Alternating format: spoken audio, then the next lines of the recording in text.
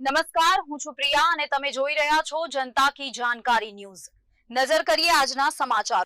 પરંપરાગત કૃષિ વિકાસ યોજના અંતર્ગત મોટી શિહોલી ગાંધીનગર ખાતે સેમિનાર યોજાયો।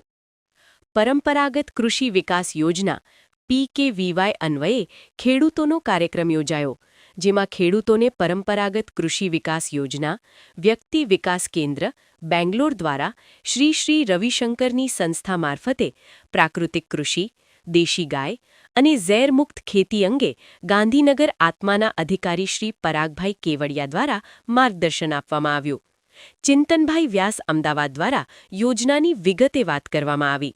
નરેન્દ્ર મંદિર ગાંધીનગર દ્વારા ફાર્મ પરના દેશી ગાય, દેશી બીજ અને તમામ આયામોનું પાક નિદર્શન સાથે સમજણ આપવામાં આવી।